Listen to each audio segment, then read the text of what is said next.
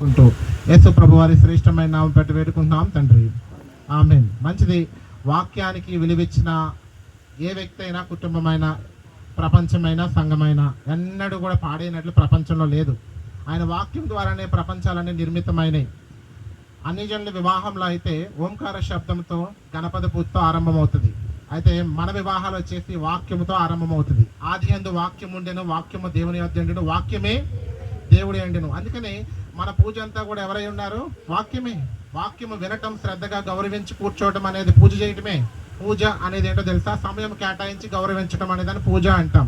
So ఇప్పుడు మనం ఏ పూజలో ఉన్నాం? వాక్య పూజలో ఉన్నాం. అయితే ఈ వాక్యాన్ని మనం గౌరవించాలి, వినాలి, ఏం చెప్పారో అర్థం చేసుకోవాలి, ఆ చెప్పిన దాన్ని ఆలోచించాలి. ఇది మనం వాక్యానికి ఇచ్చే విలువ. సో ఇక్కడ మరికొద్ది నిమిషాల్లో జతపరచబడే వధువరులు ఇద్దరు కూడా నేను చెప్తున్నాను ఏంటంటే, వాక్యము ద్వారా జతపరచబడుతున్నారు. వాక్యము నిమిత్తమే వారు బ్రతుకుతారు. వాక్యాన్ని మహిమ నిమిత్తమే సంఘంలో చేర్చబడతారు. ఆ వాక్యమై ఉన్న దేవుని మహిమార్థమే వారు జీవిస్తారు. అందుకనే దేవుడు కుటుంబ వ్యవస్థను నిర్మించాడు. ఈ కుటుంబం అనేది ఎంత ప్రాముఖ్యమైందంటే, భూమి మీద మొట్టమొదట దేవుడు కుటుంబాన్ని నిర్మించాడు, కుటుంబానికి ప్రథమ స్థానం ఇచ్చాడు, కుటుంబం విషయమే చాలా శ్రద్ధ తీసుకున్నాడు. కుటుంబంతో గడపడానికి ప్రతిరోజు చల్లబాటు సమయంలో వచ్చేవాడు. అంటే దేవుడే ప్రతిరోజు వచ్చి చల్లబాటు సమయంలో వారితో మాట్లాడాడు అంటే ఆ కుటుంబానికి దేవుడు ఎంత విలువిచ్చాడో. అయితే సంఘము ముందు నిర్మించబడిందా, కుటుంబము ముందు నిర్మించబడిందా అంటే కుటుంబమే. దేవుడు ఇవాళ కూడా సంఘానికి ప్రథమ స్థానం ఇస్తున్నాడా, కుటుంబానికి ప్రథమ స్థానం ఇస్తున్నాడా అంటే కుటుంబానికే ప్రథమ స్థానం ఇస్తాడు. కుటుంబం తర్వాతే ఏదైనా. సో అందుకనే ఈ కుటుంబ వ్యవస్థ అనేది ఘనమైనది కాదు, ఘనమైనది గాను అన్నాడు. అక్కడ ఘనమైనది గాను, పాన్పు విషయంలో నిష్కల్మషమైనది ఉండాలి అని చెప్పాడు. ఘనమైనదిగా ఉండటానికి నీ ప్రమేయం లేకుండా ఉండదు. ఘనమైనది అని ఫుల్ స్టాప్ పెట్టి ఆపేస్తారు చాలా మంది. ఘనమైనదిగా అన్నాడంటే ఆ దానిలో దేవుని పాత్రతో పాటు నీ పాత్ర కూడా అవసరం. అయితే దేవుడు జత చేస్తాడు కానీ దాన్ని దేవుని సహాయంతో ముందు కొనసాగించవలసిన బాధ్యత నీదే. అందుకనే దైవ సేవకుల ద్వారా, వాక్యము ద్వారా ఇరువురు చేతిలో పెట్టి ఏం చేస్తారు?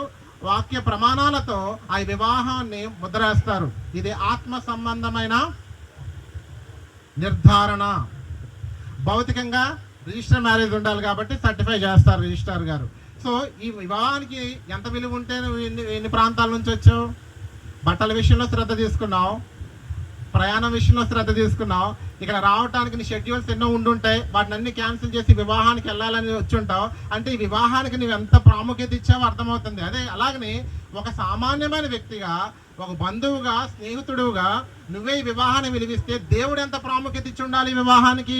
అందుకని ఈ వివాహానికి వాక్యమే ప్రామాణికం. వాక్యానికే ప్రథమ స్థానం ఇవ్వాలి. వాక్యము ద్వారా దేవుని మహిమ తెచ్చుకోవాలి. చాలా వివాహాల్లో వాక్యం ఉండదు. వివాహం కోసం శుభలేఖలు పంచినన్ని రోజులు, వివాహం కోసం బట్టలు కొనేంత సమయం కూడా వాక్యానికి ఉండదు. చెప్పనా? అర్థమైందని చెప్పిన తెలుగులో. వివాహానికి బట్టల సెలక్షన్కి వెళ్ళినంత సమయం కూడా వాక్యానికి విలువ ఉండదు.